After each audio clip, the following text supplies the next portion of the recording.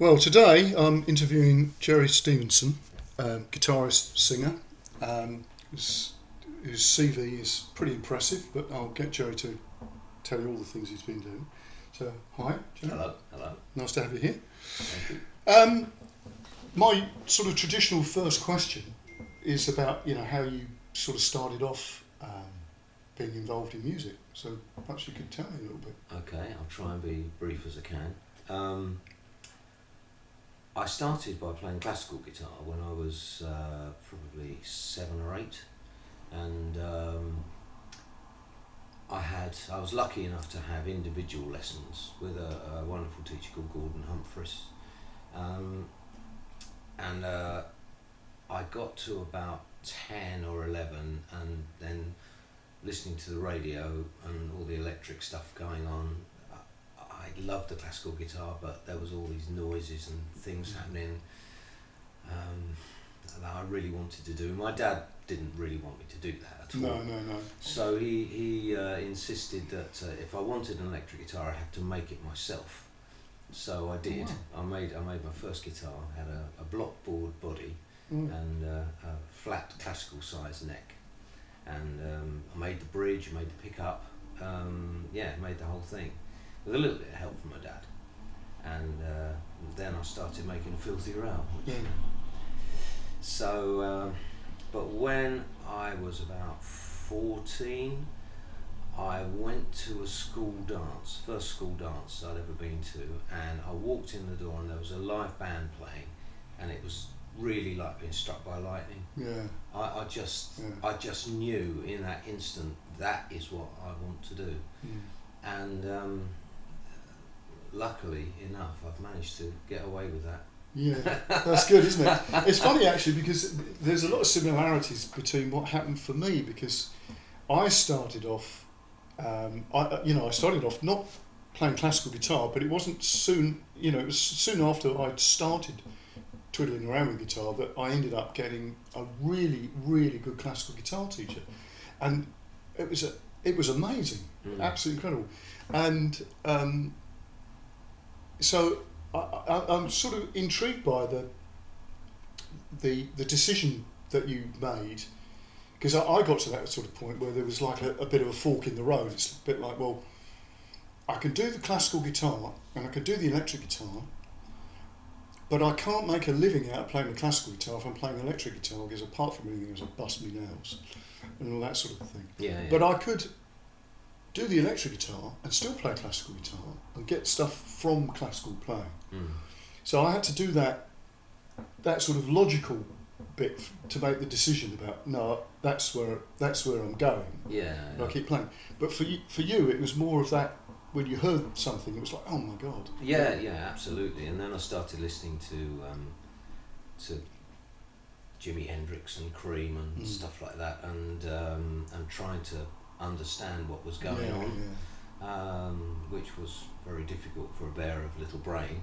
But of course, in those days, it was difficult to find that. I know we've mentioned this to one another before about the fact that there wasn't an awful lot of information available, was there? There was no information. I drove my parents absolutely mental. Yeah. By getting a single and recording it on their tape recorder. Oh, you had an open reel that you could take. Open reel tape recorder, and slowing it down to half speed, working out what I thought was going on in the guitar solo, and then attempting to move it up an octave and play it. See, that was interesting, because I was at that point where you could still get, if you went round a junk shop, an old record player that did 16 RPM. No, I never had one. No, because they were not being made anymore. But if you got one, like second hand, because they used to play the old Linguaphone records, which were 16 RPM, right? So you could get an album, or better still, if you could get something on as a single, a 45, you could take it right down to 16. Yeah. And then, of course, it became difficult to find them. So when that packed up, the only thing you could do was an open reel, and you got a really good open reel. You could take it down to quarter speed. I did many times. And then, of course, you couldn't, because it was a bit of a dirge, and you always had to transpose key. That was the other thing. Yeah. Every time you took the speed down, unless it was literally half, it'd end up in another key, which was brilliant for getting your head around sort of shapes and keys and stuff. Well, totally confusing, actually. Yeah, well, it was, but I mean, once you nailed it, it was all right, wasn't it? But you think that you know, they've been spared all of this. Yeah, but that's not a good thing. No, it's not a good thing. Because I credit a lot of the things that I do that people come up and say, oh, I love the way you do that. They're totally based on things I got wrong. Yes. Yeah. And I remember the first time I heard Albert Lee playing with really fast, incredible country picking, and I thought, how is he playing that? Yeah. I had no idea it was done with a triplet delay pedal. No. And so I worked it all out, note for note. Well, I tell you what, there's a really great story. I did some stuff with Chaz Hodges because he used to come to the blues club. Yeah.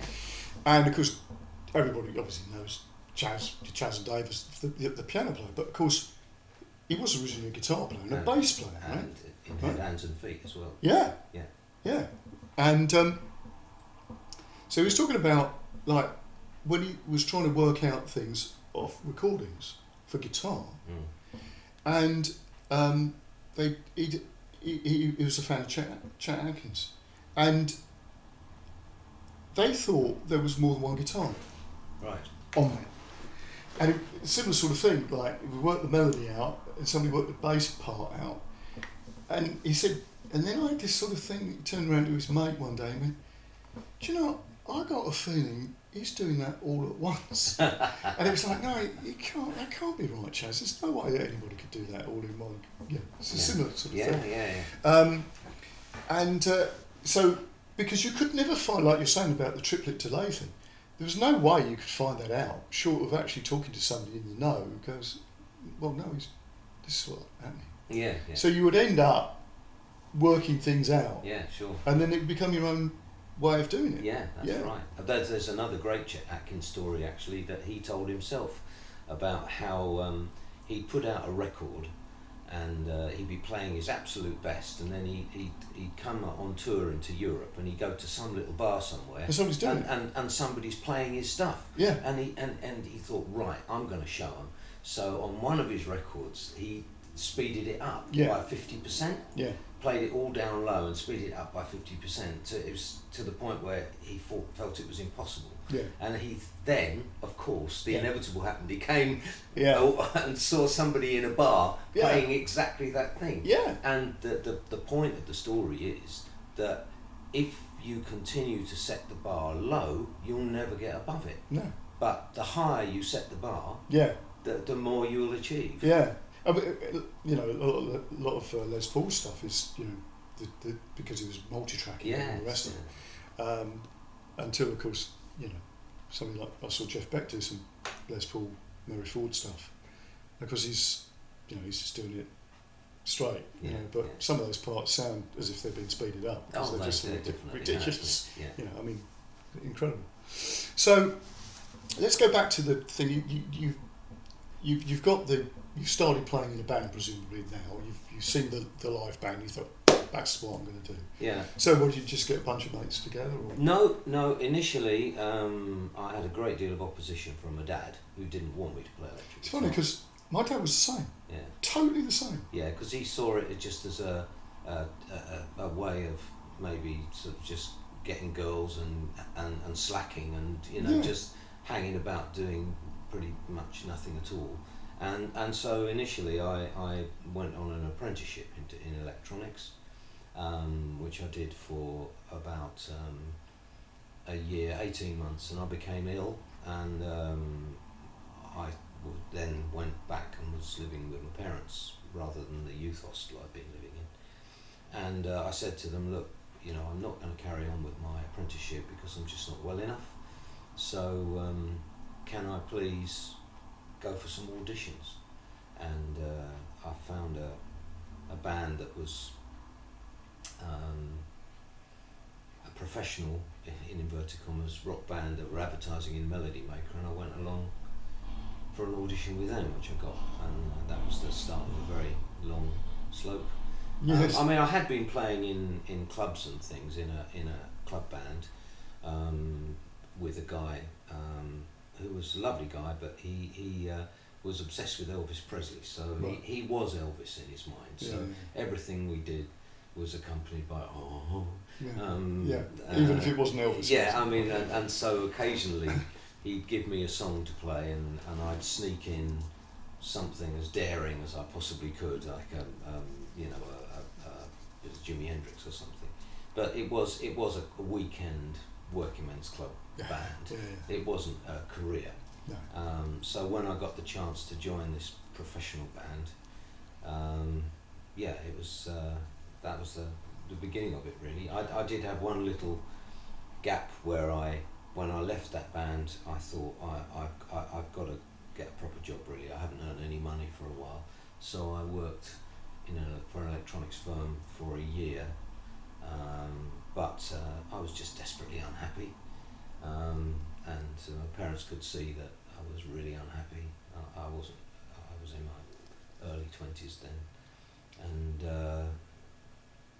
so they put me up for the next however many years while I attempted to make a career out of it. Yeah. So, what would you say was where it started to really click into place? Was it that first band, or? Well, the first band was sort of doing the college circuit, and it was all original material. Oh, right. So I got a bit of an insight into songwriting and stuff, and I started to write songs myself then. What period of time was this we're talking about? This would have been in the early 70s. Yeah. And then I joined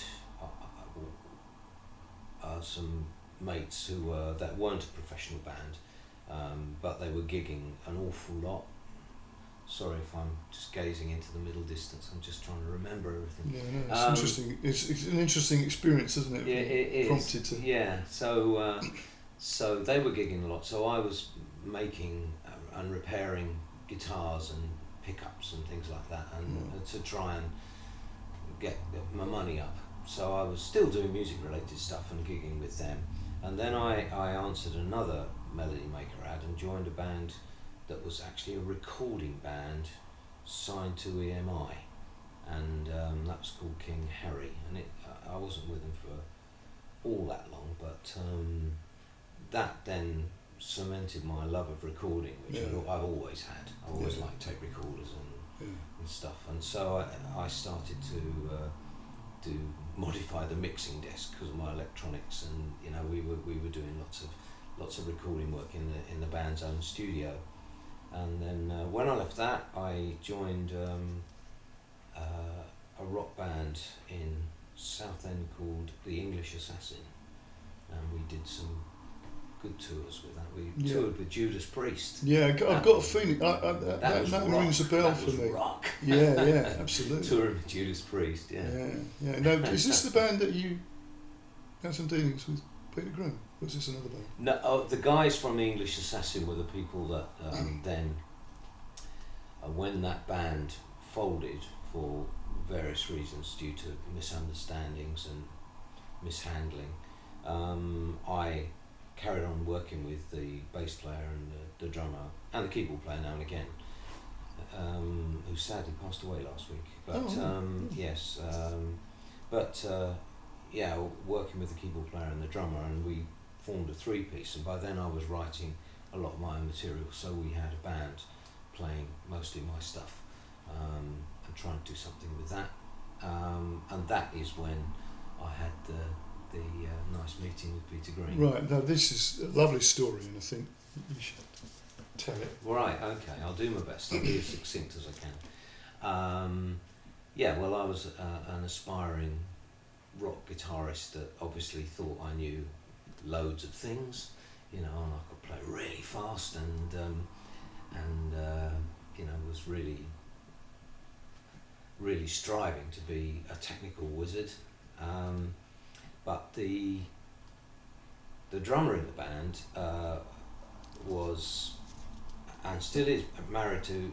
She knew Peter Green, and when Peter Green was considering making a comeback, she said, well, why don't you just get together with Kevin and Phil and Jerry and just have a bit of a jam, just to get back into it. And so we went to a rehearsal studio, and he turned up there without even having a guitar. He had to cut his fingernails because he hadn't played the guitar for years. Right. And he sat there and watched while we set up, and Snowy White turned up with a guitar for him to play and an amp, and we set it all up, and stood there looking at each other and said, well, what should we play? Let's play a bit of blues. So we started vamping around, and he signed for me to just take it away. So I played 32 bars of my best and most exciting blues licks that I could think of. And then I looked over at him. Okay, Peter, you play something now, and not thinking I'd outdone him or anything, but I trying to impress the man, Yeah. And the vamp went round for another 12 bars or so, and then he kind of looked down at the fretboard, and he just put his finger somewhere on the neck, and he played just one note, and it was just so full of something indefinable and extra and magical that it was like being struck by lightning for me. Yeah. And I realised that I'd made quite a big mistake, and I also realised that if you are trying to copy someone and sound like them, all you'll ever be is like Jimi Hendrix on a bad day, because you'll never have Jimi Hendrix's soul. Yeah. And just using him as an example, and it was a real defining moment for me. So Yeah. I've always striven to Yeah. invest my stuff with something of me. Yeah. Well, this is, as I've said to you, this is one of the reasons that I've been doing these interviews, because when I started looking at the sort of psychology of how people did things, for want of a better word, this sort of NLP sort of path. I mean, that's just a term, but the idea is like what's going on, not intellectually, but what's going on in a sort of sensory or imaginative capacity with people. Yeah. Because that's more it's more of the recipe, if you like, or the melting pot of what it is that's making that personality. So you can't really put your finger on these different bits. And of course, when you start asking questions of people, how they do things, they don't know. No. That was like, I certainly don't know. yeah, that's it. So and when you start then digging a little bit deeper, people will say really weird things, and I knew this anyway because of sort of work. Your own weird things. Yeah, because when you start learning this stuff, you ask yourself, well, how do I feel when I'm right in the zone? And it's never, well, I feel happy. No, it's not. There's a feeling I get, and it's in your chest or in your back of your head, or or your ears twitch, and it's something really bizarre. I generally think, oh, the bloody hell's playing that. Yeah, or you feel like somebody's taken you over, which is the other one, yeah. and it is like that. Where the hell did that come from? And so when you look at that, I think that the people who play like that, and Peter Green's an obvious, perfect example, because it's those solos in all of those recordings, they all still stand up as fresh as they were at the beginning. B.B. King said he was the only white man that ever made him sweat. Yeah, exactly. Yeah. And the interesting thing about B.B. King, of course, if you listen to the early B.B. King recordings, they're really busy, aren't they? Yeah, they're a bit like, I've got this sort of, riff I've nicked off of whoever, and then as time went on, it's pared right down. And of course, in the end, he actually starts to sound very similar to Peter Green. Yeah. And it's like, okay. One note can say so much. Absolutely. Yeah. Absolutely. And that is my concern about, and I say this a lot with different interviews, but that's my concern about the way education's gone just generally. It's all this sort of thing, let's cram as many facts in as we possibly can. and particularly with music. I mean, I think has always been the case with classical music, because it's so easy to teach it off the page. Yeah, sure. Unless you get somebody who's a really inspired teacher, which I'm sure your classical guitar teacher sounded like he was, because Yes. mine one was. It was like, well, you know, they're the notes, Yeah. you know, but where's the music? It's that type of thing. Yeah, my classical guitar teacher did jazz gigs to fund his classical education. That's what he did. So he was a very versatile player, but he knew where the beat was. Exactly. So it's that type of thing where people, you can learn all this stuff, but you don't get the, you know, the magic of it. You know, if you're saying, you just end up as being some sort of pale sort of representation of what it is that you're trying to play, which is not what it's about. And of course, the whole thing is like this. There's a little story actually. I was teaching a lad who he's actually going to play second guitar for me when I start playing again. And he was at a school near here. I mean, you know, it's an independent school and everything, so you know they're not. You know, they obviously have better facilities there than Sure. places. And this lad is very talented, but he doesn't like to just. He finds it difficult to just learn things off rote, which is brilliant because he just takes things and does things with them. But because he gets to his GCSE, and of course you know, the easiest route in is right. I will pick a song that you can find a backing and it's got transcription, because then that ticks all the boxes. You know, you can. There's the music. You know, this you can play against the backing track. You know, well and good. So I said, well, have a listen. What do you think? So we landed on Samba Partie, right? Santana. So I got him to listen to all these different live versions as well as the original. So this lad was like, yeah, he could do this, look, in the way that maybe Santana would have approached it. You know, which is, well, there's what I did originally, but I'll keep this little bit, but I'll change this bit tonight. Well, he does this performance, and it sounded pretty good, you know. Okay, it could have been better, blah, blah, blah. But the thing that he picked him up on, well, this bit was missed out, and this bit, it was like, well, actually, that's not on the original recording. That is on the transcription of what the person's got off the original recording. So he's actually playing what somebody thought Santana played. Yeah. You're thinking, this is ridiculous. Yeah. But of course, there we are. You're trapped in. It's a game, right? Yeah.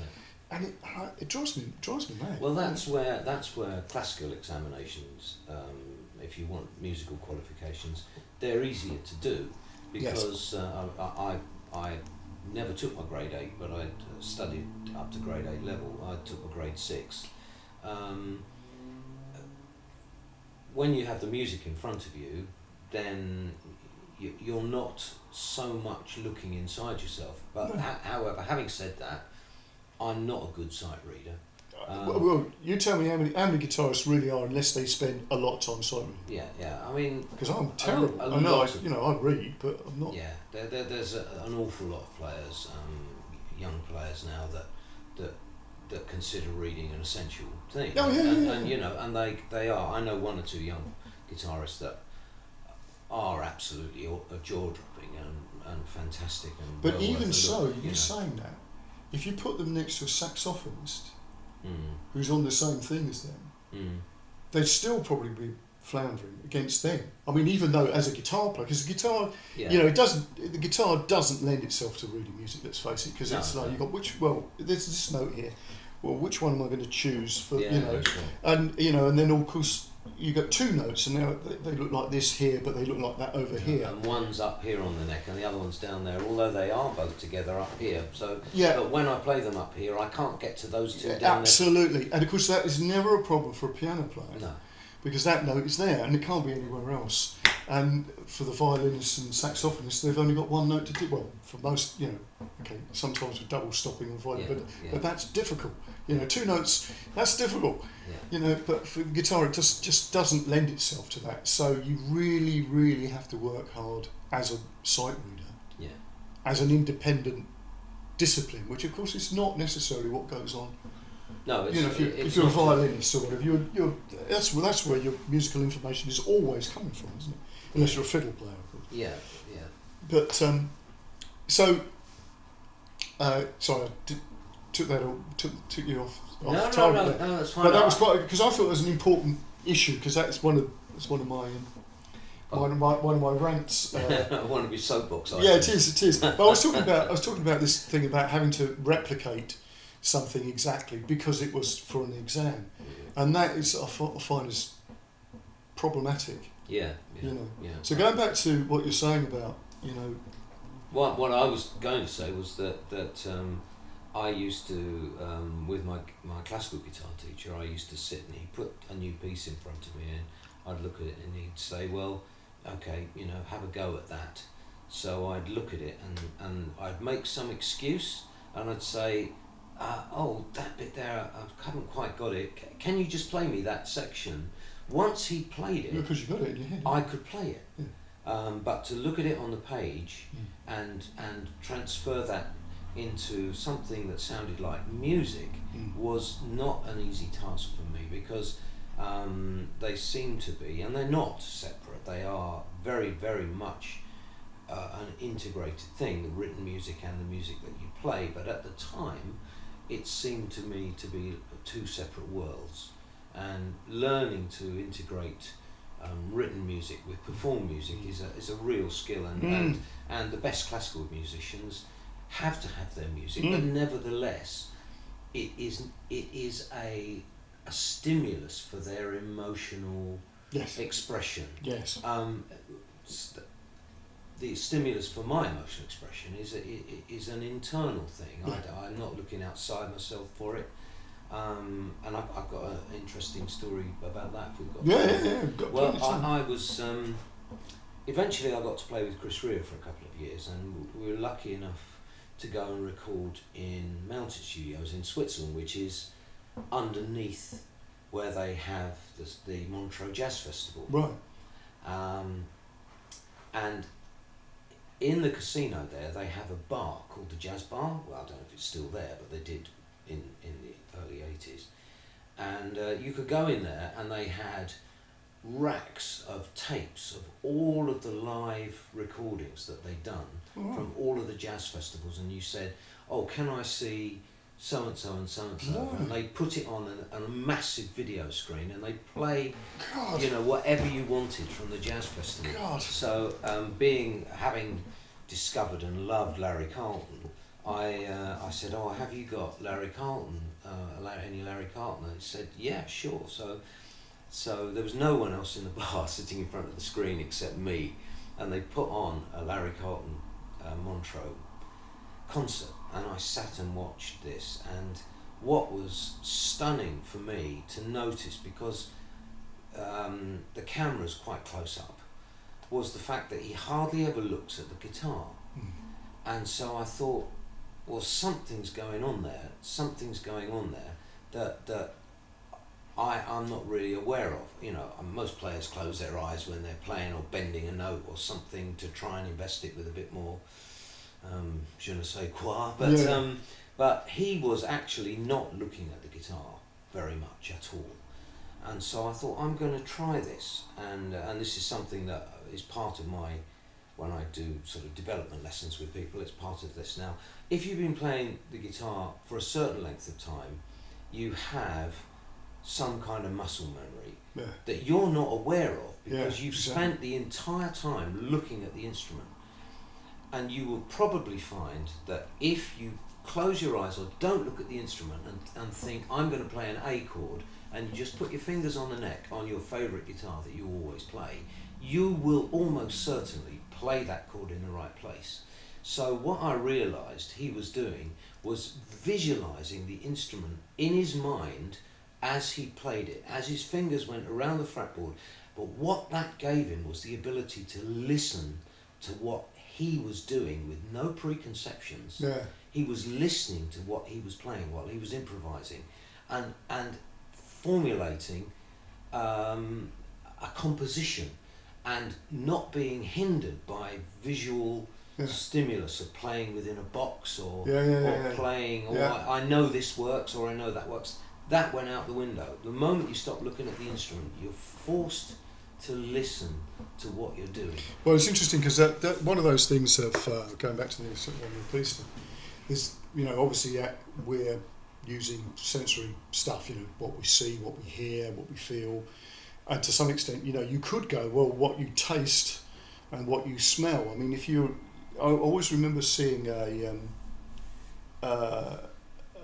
film of was it Ashkin? No, who was it? Daniel Barenboim, I think it was, doing a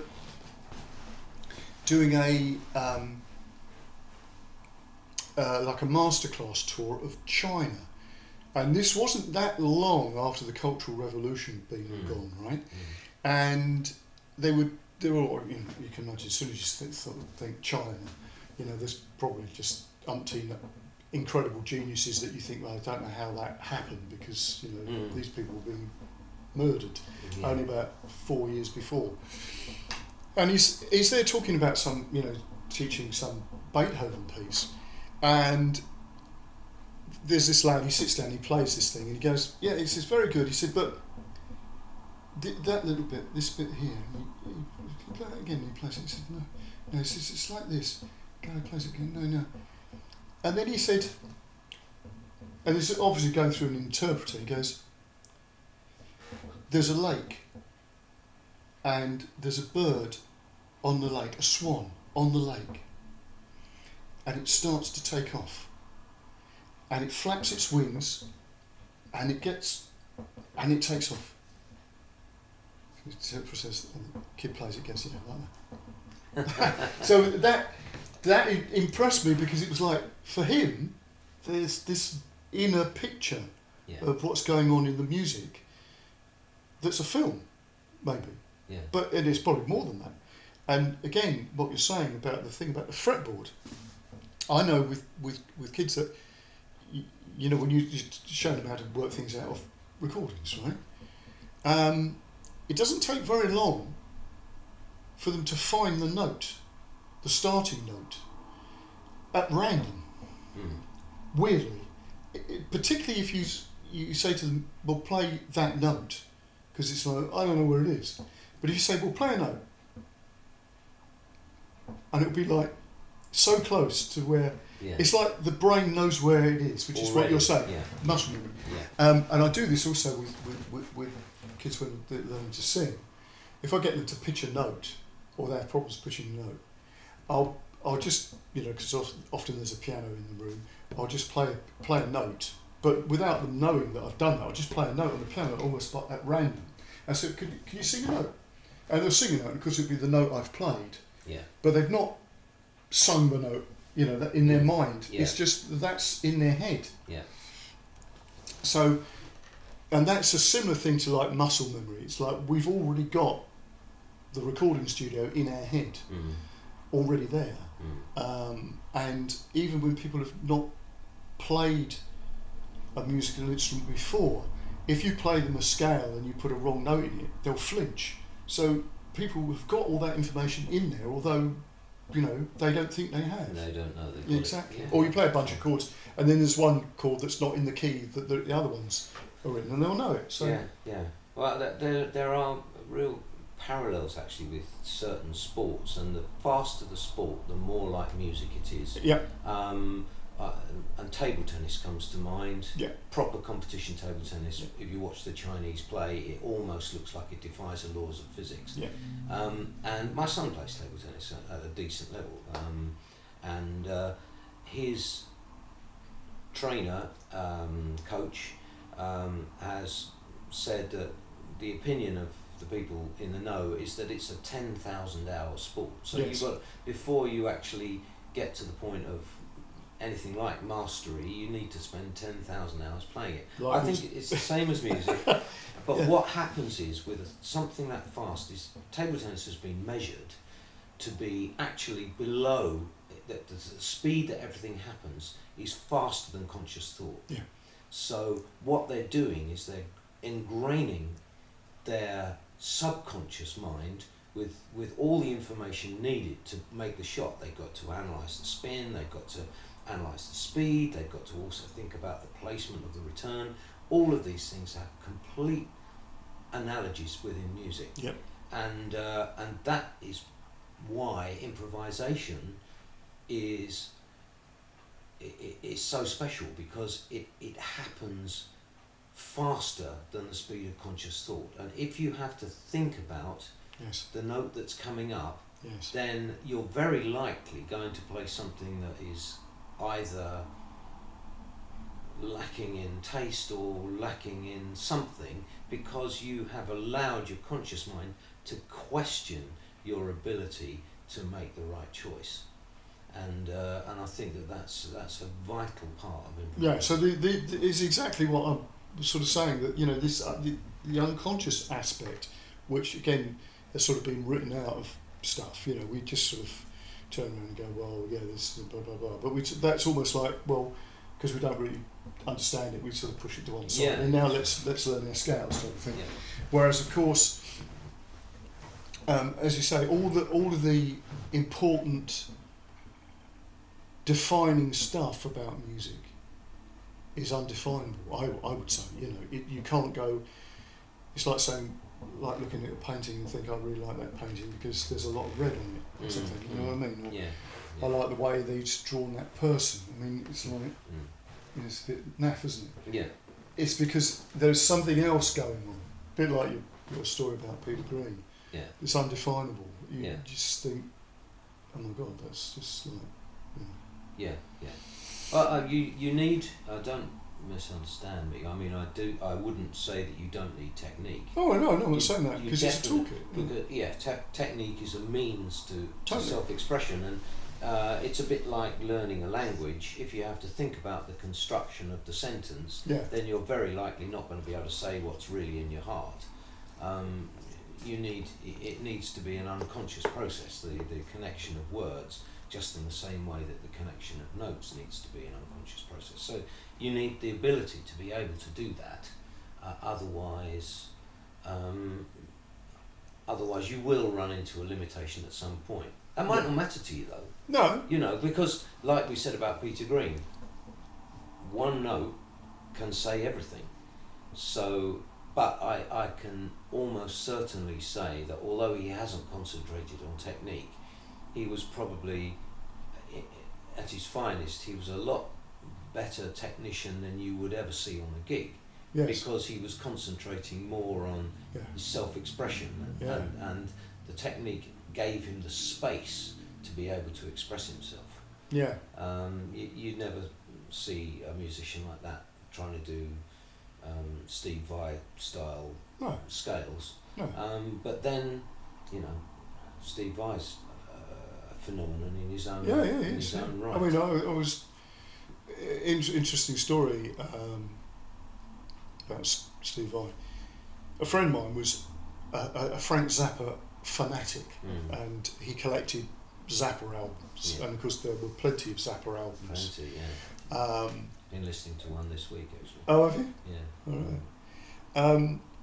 So obviously, Steve Vai, Zappa was like, when Steve Vai sort of appeared on the scene, it was like, man, this is Steve Vai, and of course there's the story about Steve Vai transcribing some Zappa solos and one of it, and sending the transcription to Frank Zappa, and then Frank Zappa inviting him to join the band.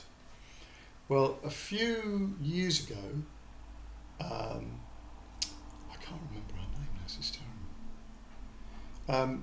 It was Ray Majors, who used to play for, well, it was Mott the Hoople, but I think they were called Mott at the time. And it was his wife, Sandy. Fantastic connection for you. Yeah. Carry on. So anyway, she was at college with Steve Vai, and they were best of friends, right? And she said, because when she said that, I went, well, is that story about the Zappa thing? She said, yeah. He worked the thing out, and he said to us, like, I've worked this out, and I'm going to send it to Frank Zappa, and and ask if I can join the band. Right, and they went, oh yeah, all right. type of thing. And then, like a few weeks later, he comes in with this ticket for like his air ticket to go and. So absolutely true, yeah. Amazing, yeah. But that was intriguing. So you were saying my connection is that you're talking about Mott, and I was talking about the band The English Assassin, and the singer in the band The English Assassin was Nigel Benjamin, who replaced Ian Hunter in Mott the Hoople. Oh right. So that's why I remember that. That name really sticks out. And he sadly passed away on exactly the same day that the keyboard player did. Oh, how weird. Nigel was living in the States. He'd been in the States he went and joined a band called London, and then went and was in America. And and he passed away on exactly the same day. That's weird. Yeah, it is, yeah. Strange. So anyway, let's wind back, because I don't know how far we've got. No, you're going to have to do some heavy editing on this. No, we're not going to do any editing. So the last thing you were saying was about Peter Green. What? Yeah. With this particular band. After. And that was the 3-piece, and we were doing original stuff, we did a couple of gigs with Peter informally, and then he decided that he didn't want to get back into it at that time. Right. And then a few years later, he had another go, and he came back and did quite a few things. Yeah. So after the 3-piece, you want me to carry on? Do. After the 3-piece,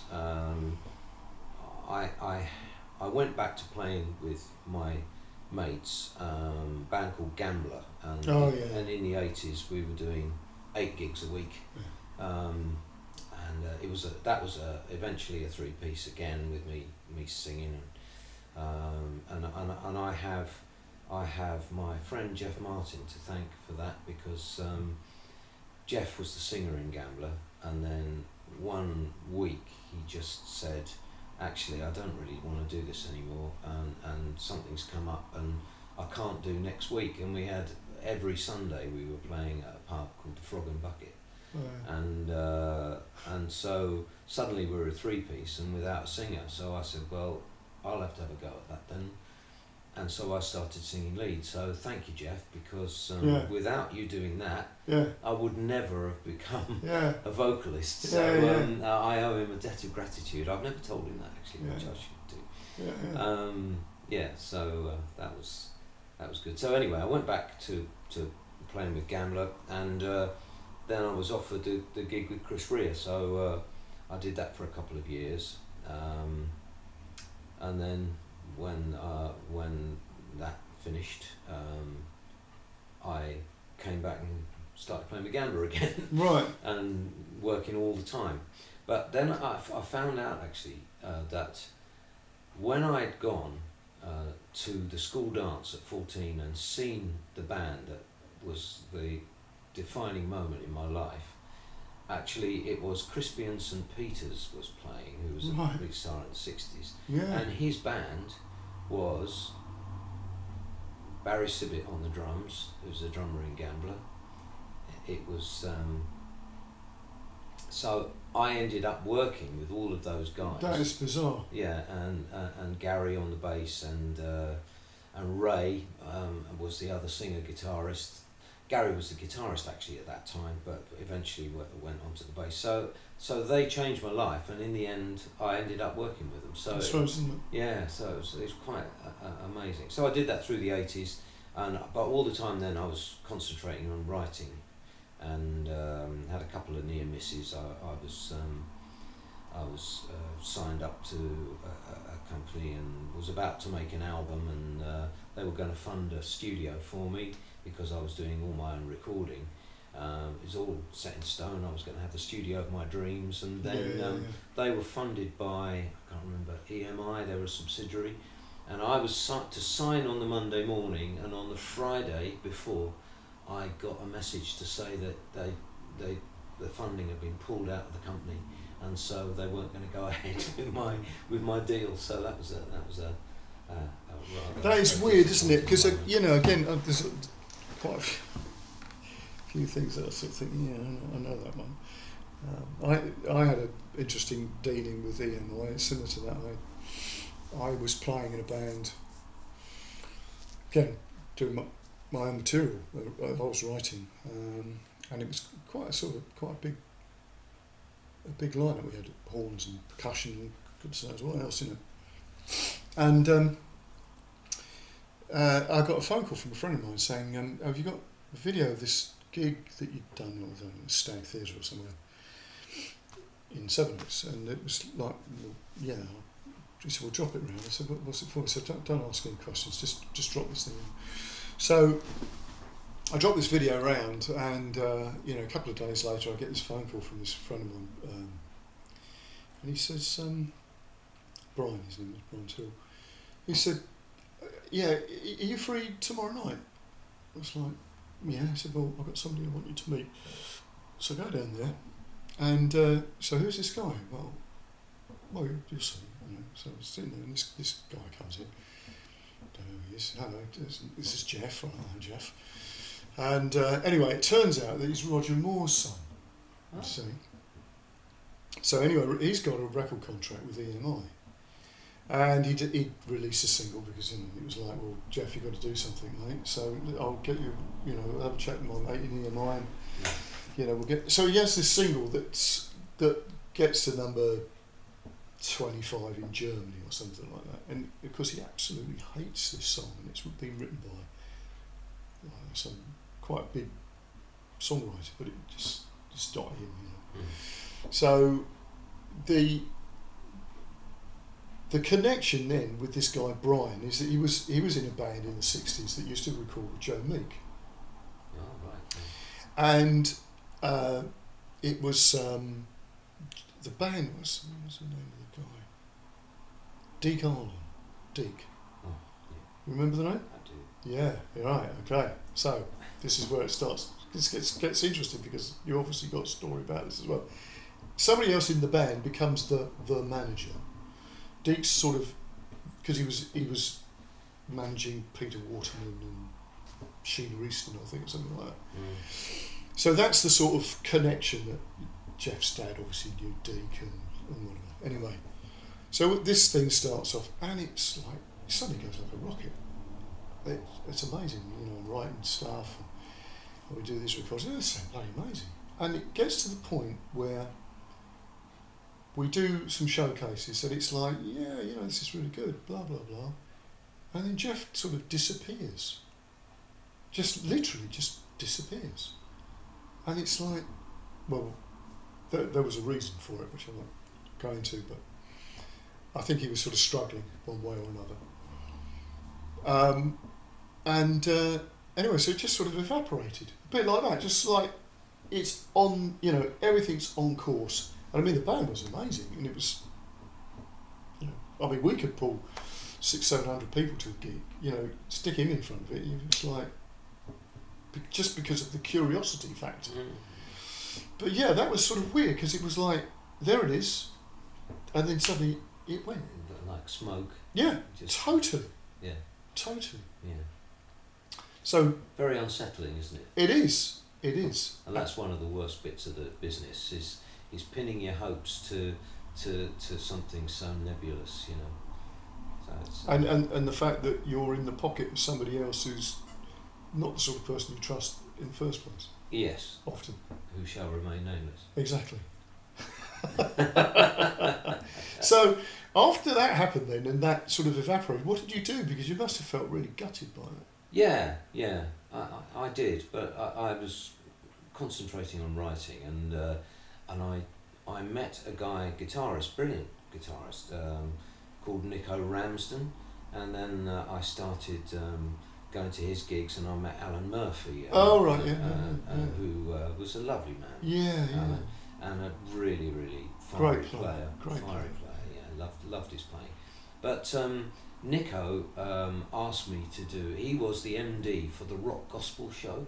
Right. And he asked me to do a few of those. So I started doing a few of the rock gospel show television programs, and then Barbara Dickson rang Nico up and said, I doubt if you'd be interested because you're doing stuff, but do you know anybody I'm looking for a guitar player. Right. And Nico recommended me to Barbara, and so from about 1987 to well, on and off until after 2000, I was Barbara's player, Right. guitar player, Right. and did all kinds of stuff with her. Yeah, yeah. I bet that was a good gig. It was lovely. That when we first started the band, it was an absolutely brilliant band. She'd always had good bands, and she is and still is. I saw her a few months ago. She's still a wonderful singer.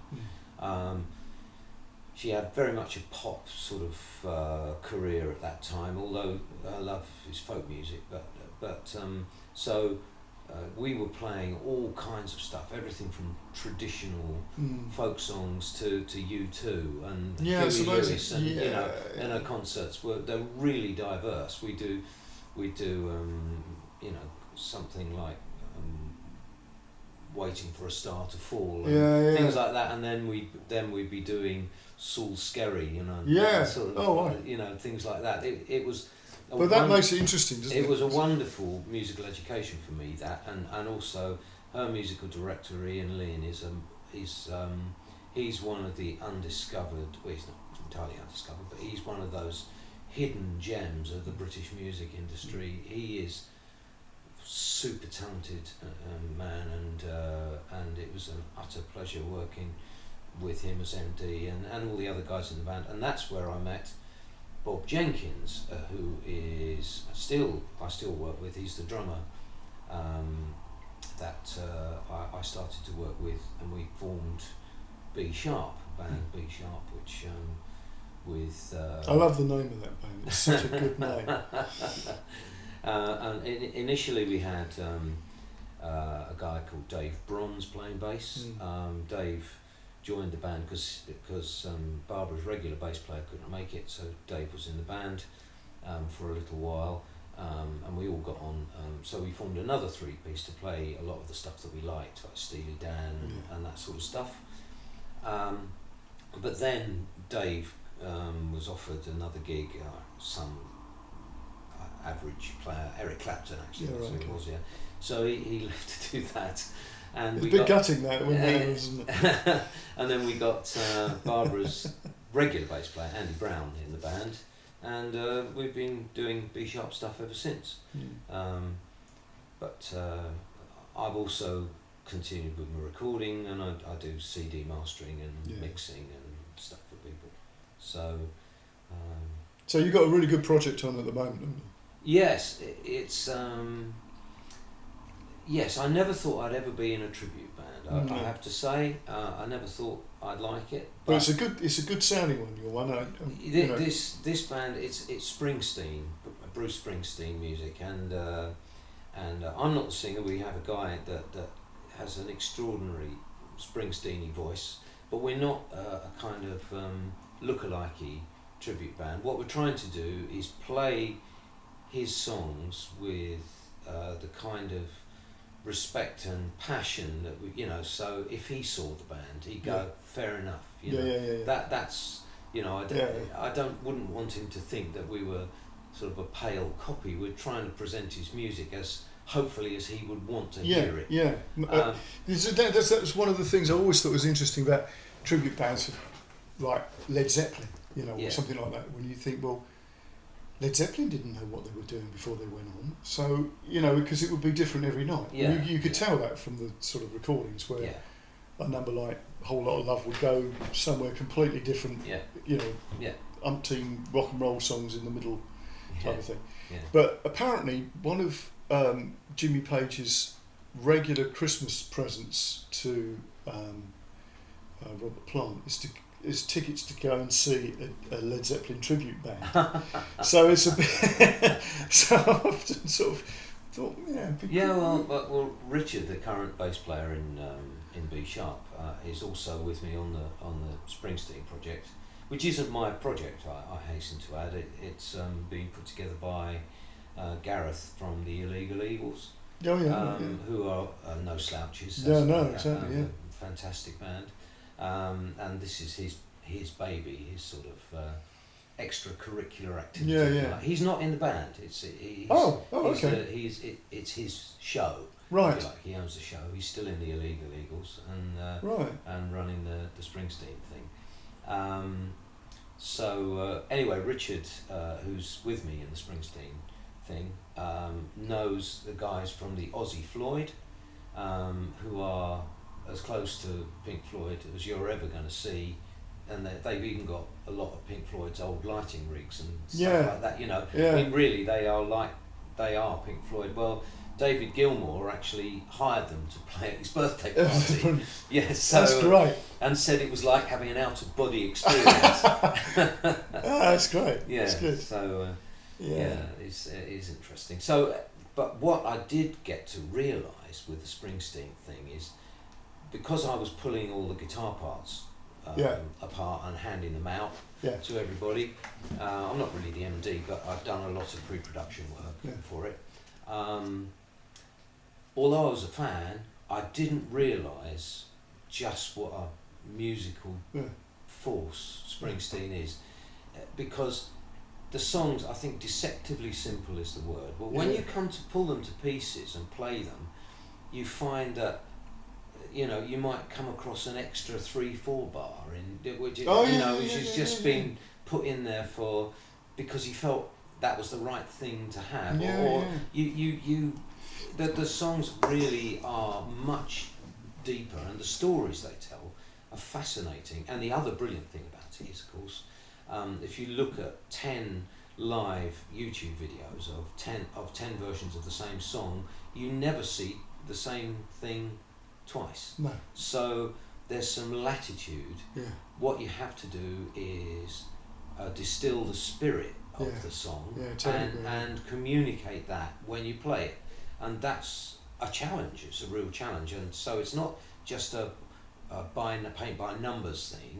You have to understand the music and what he's trying to do with the music and convey that to the audience. So it's a thrill. Yeah, actually. It's interesting that you're saying about that when you sort of really get deep into a piece that appears on the surface to be quite simple, and it's like, oh, hang on a minute, there's a bar of 2/4 in or 3/4. Yeah. Like, and you've never noticed that. No.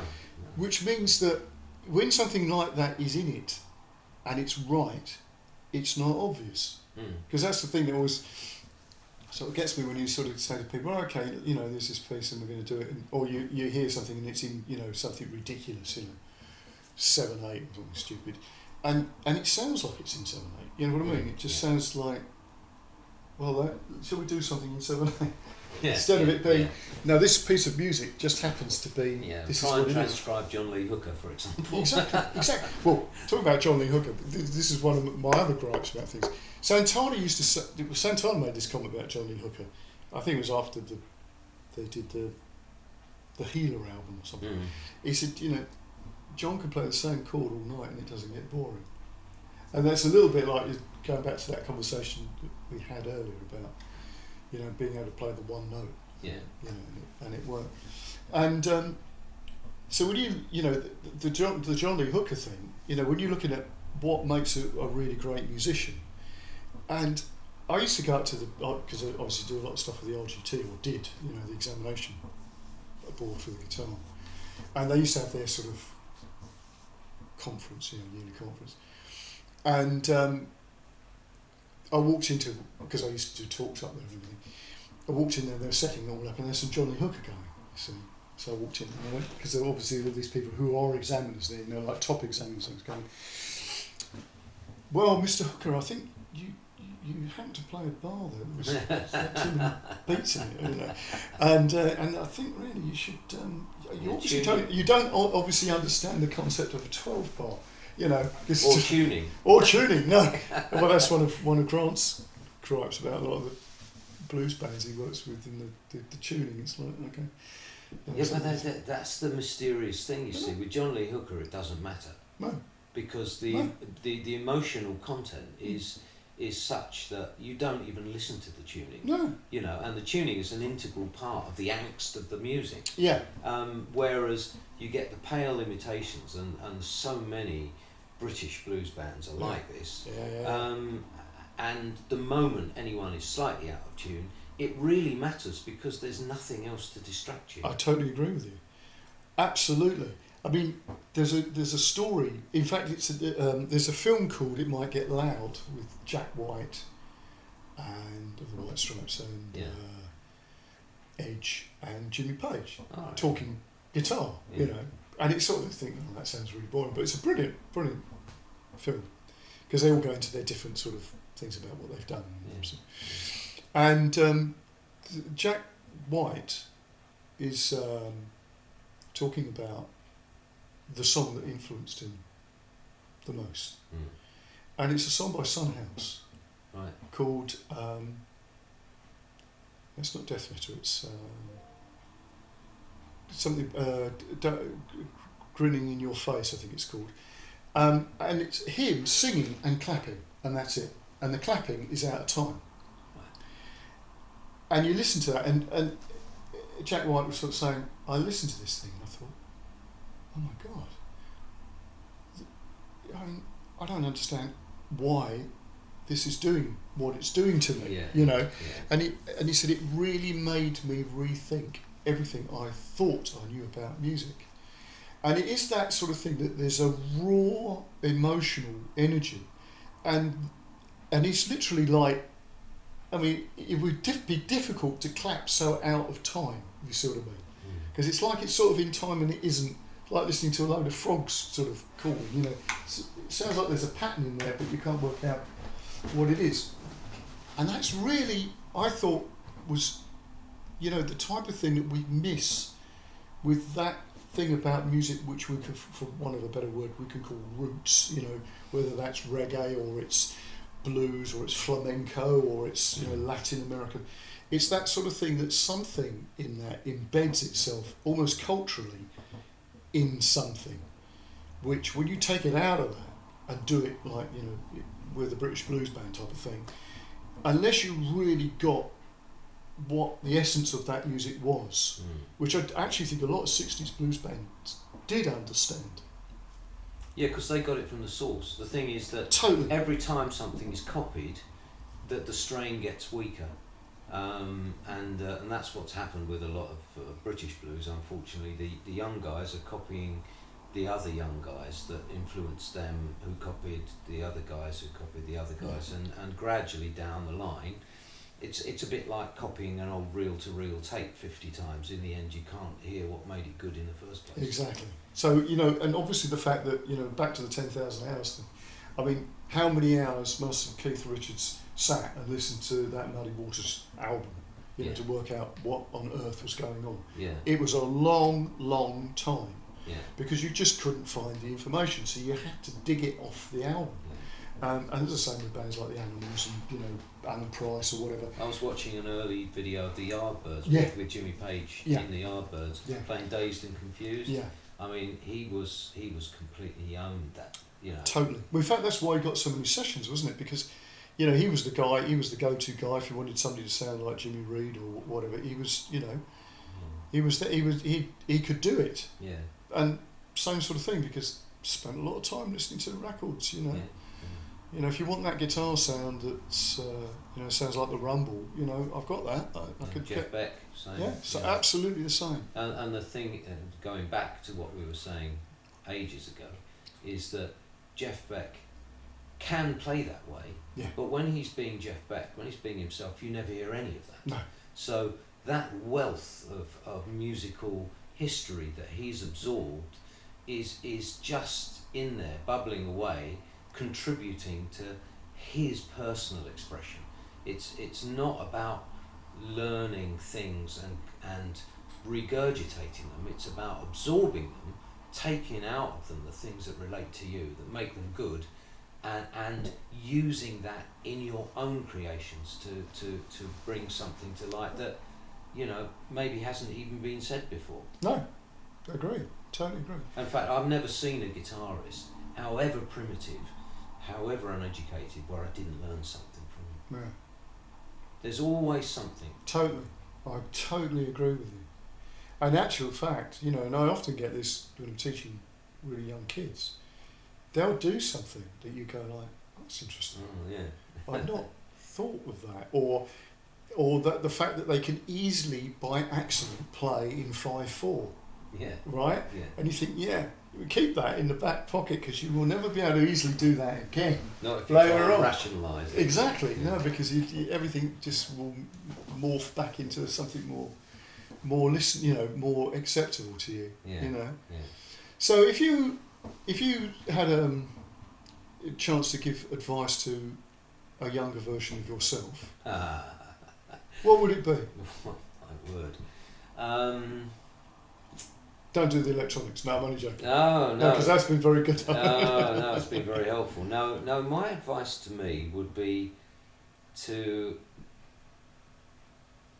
well, I've never had a lot of confidence. And we were talking about this earlier, and you know, the guy that does the gigs, I mean, if you were to give me a guitar now, Vic, and say play something, I probably wouldn't either feel very comfortable, or I wouldn't be able to play anything of any note, because I kind of feel that the guy that does the gigs is another bloke, you know, and I'm very, as I said to you before, very often quiet before gigs and look a bit stern and a bit unapproachable because I'm literally waiting for that other bloke to turn up to actually play the gig, and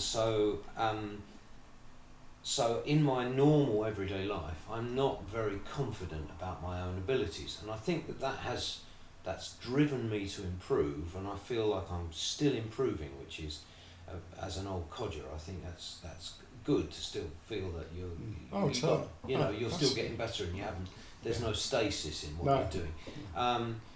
But my advice to myself now, if I was a young musician now, I would say, you've got to learn to get connected, and you've got to learn to tell people, show people how good you are, not at being somebody else, but at being yourself. Because the cool people in the world, the people that really impress, are the people that are their own person, whether they are being geeky or whether they're being, whether they're being loud or shy or whatever. The people that really attract others are not the ones that join a group, and I don't mean musical group, but join a particular group and follow a trend. They're the people that go, actually, this is what I'm doing, and you can come along with me if you like. And that's the advice I would give to myself, is to have faith in what you believe in. I mean, I think I've become a very broad, well, certainly physically, guitar player. I can play in a lot of different styles and to a certain standard, but if I'd have just concentrated on being myself and playing the thing that really moved me, rather than becoming a bit of a jack of all trades, I perhaps would have done a little bit better, or not better, but I would have spent more time expressing myself, which I think is possibly the only important thing about playing a musical instrument. Yeah, I agree. And yet that's the interesting thing, that's not on the curriculum. No, of course not. So, But when I did my very first classical exam, a grade 4 classical exam, which I've still got the badge for, the comment on the sheet was, I really appreciated the musical expression that good. Jeremy put into his piece. And so even then, you know, it does make an impression. Whether the examiner knows it makes an impression or not, it doesn't matter, because if you play with emotion and feeling in an exam, it will communicate, and you can't buy that, and you can't make it up. No, you're absolutely right. Well, that's a really good way to end. Well, that's been brilliant. I've thoroughly enjoyed that. Nice stories, and you know, I always find it interesting talking to other musicians, that, you know, because makes you realise that life is not boring. Yeah, At all, is it? although it's very easy to slump back and think, everything's shit, Oh, of course it does. Yeah. And I think, and obviously the way that things seem to be at the moment, and everything's so fast paced and everything. Yeah. And I suppose we're. You want to turn that off? Yeah. No, we're good on that. So okay. right. Anyway, so that's really good. One last thing: if people need to contact you, how can they do that? If they want to Have contact you got a website? me, I haven't got a website. No. Once again, I'm very, very. I'm not a technophobe. I love technology, but I'm not very good at putting myself forward, as I said, and so as a result. So where would they catch you if they want I to see you? have got a Facebook page. Wonderful Facebook. Yeah, but I'd be struggling to remember. I think it's. I think it's. No, I can't remember. I can't even remember my own Facebook. The page. thing is, you could always send me something. I'll stick it in the show notes. Yeah. Okay. Do that. Because you never know. No. You never know. No. Well, I don't. I do have an email address. If anyone would like to email me with a comment, as long as there's not too many swear words in it, you can get me at jezzaworld@icloud.com. Well, that sounds good. Great, excellent. Well, that's been really good fun. So thanks again for that. That's a pleasure. I've really enjoyed talking about it. Good.